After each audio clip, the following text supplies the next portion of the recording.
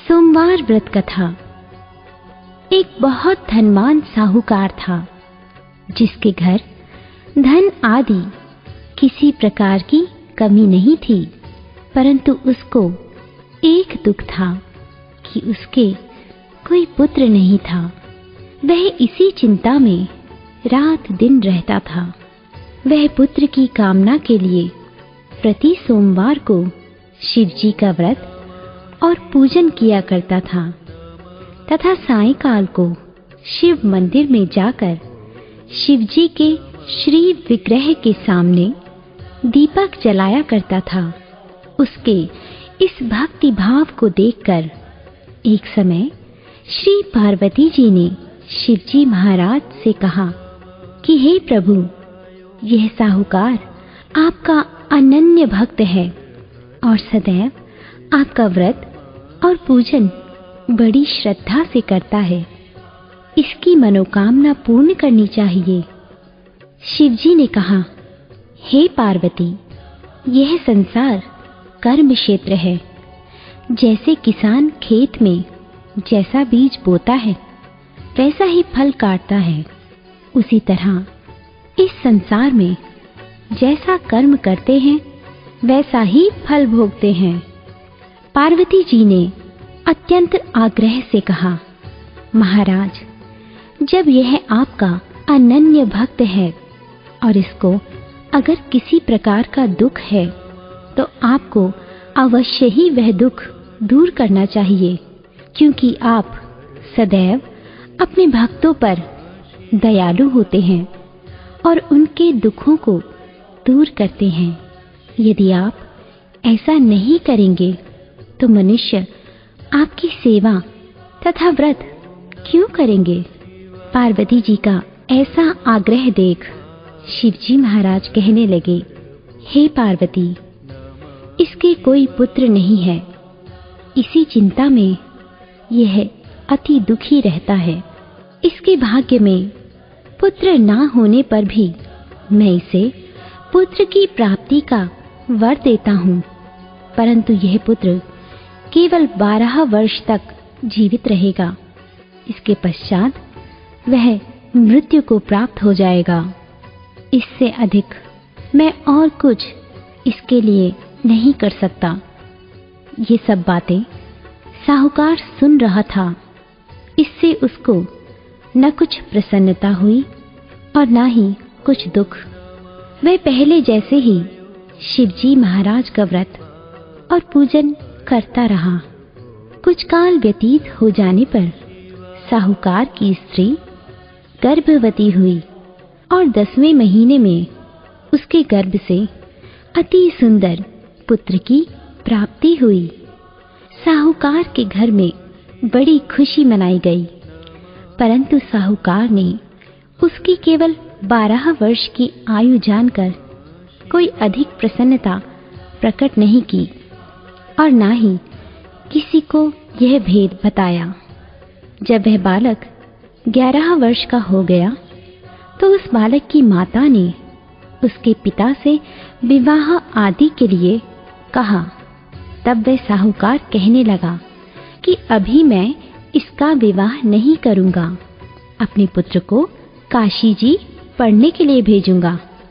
फिर साहूकार ने अपने साले अर्थात बालक के मामा को बुलाकर उसको बहुत सा धन देकर कहा, तुम इस बालक को काशी जी पढ़ने के लिए लेकर जाओ और रास्ते में जिस स्थान पर भी जाओ यज्ञ करते और ब्राह्मणों को भोजन कराते जाओ। वह दोनों मामा भांजे यज्ञ करते और ब्राह्मणों को भोजन कराते जा रहे थे। रास्ते में उनको एक शहर पड़ा।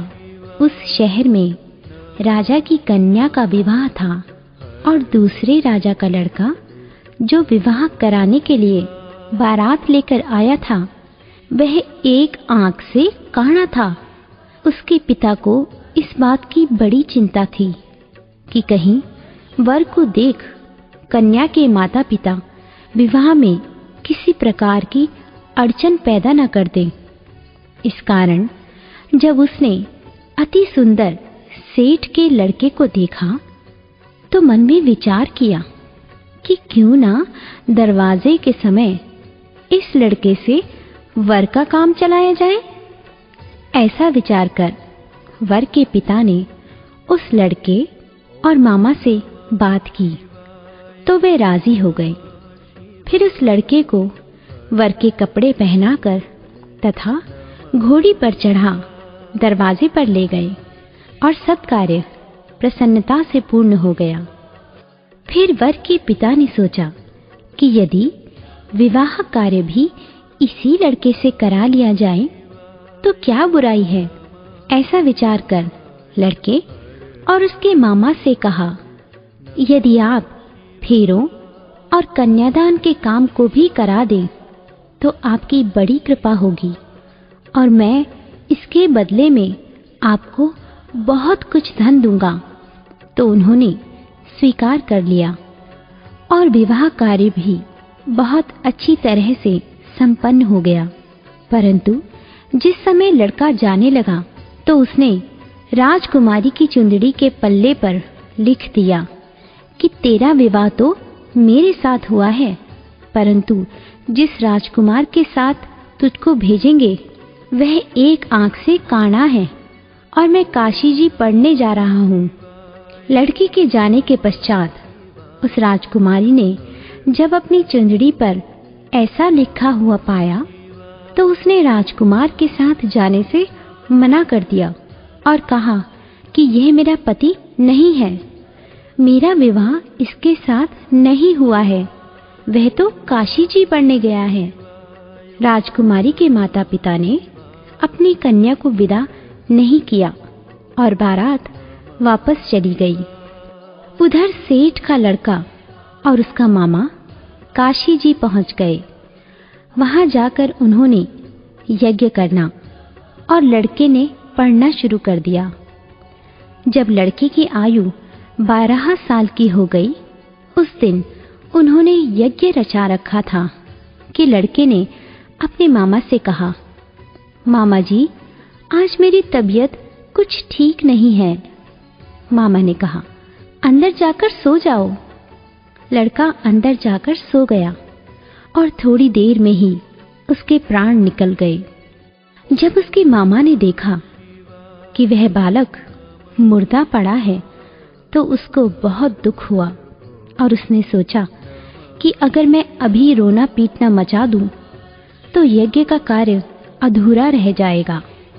अतः उसने जल्दी से यज्ञ का कार्य संपन्न कर ब्राह्मणों के जाने के बाद रोना पीटना आरंभ कर दिया। संयोगवश उसी समय शिव पार्वती जी उधर से जा रहे थे। जब उन्होंने जोर जोर से रोने की आवाज सुनी तो पार्वती जी कहने लगी, महाराज, कोई दुखिया रो रहा है, इसके कष्ट को दूर कीजिए। जब शिव पार्वती जी ने पास जाकर देखा तो वहां एक लड़का मुर्दा पड़ा था। पार्वती जी कहने लगी, महाराज, ये तो उसी सेठ का लड़का है जो आपके वरदान से हुआ था। शिव जी कहने लगे, हे पार्वती, इसकी आयु इतनी ही थी सो यह भोग चुका।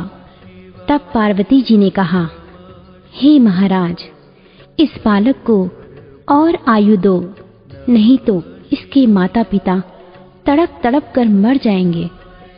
पार्वती जी के बार बार आग्रह करने पर शिव जी ने उसको जीवन दान दिया और शिव जी महाराज की कृपा से लड़का जीवित हो गया। शिव पार्वती कैलाश चले गए। तब वह लड़का और मामा उसी प्रकार यज्ञ करते और ब्राह्मणों को भोजन कराते अपने घर की ओर चल पड़े। रास्ते में वे उसी शहर में आए जहां उसका विवाह हुआ था। वहां पर आकर उन्होंने यज्ञ आरंभ कर दिया तो उस लड़के के ससुर ने उसको पहचान लिया और अपने महल में ले जाकर उसकी बड़ी खातिर की। साथ ही बहुत दास दासियों सहित आदर पूर्वक लड़की और जमाई को विदा किया। जब वे अपने शहर के निकट आए तो मामा ने कहा, मैं पहले तुम्हारे घर जाकर खबर कराता हूँ। जब उस लड़के के मामा घर पहुंचे तो लड़के के माता पिता घर की छत पर बैठे हुए थे और यह प्रण कर रखा था कि यदि हमारा पुत्र सकुशल लौट आया तो हम राजी खुशी नीचे आ जाएंगे, नहीं तो छत से गिरकर अपने प्राण खो देंगे। इतने में उस लड़के के मामा ने आकर यह समाचार दिया कि आपका पुत्र आ गया है, तो उनको विश्वास नहीं आया। तब उसके मामा ने शपथ पूर्वक कहा कि आपका पुत्र अपनी स्त्री के साथ बहुत सारा धन लेकर आया है। तो सेठ ने आनंद के साथ उनका स्वागत किया और बड़ी प्रसन्नता के साथ रहने लगा।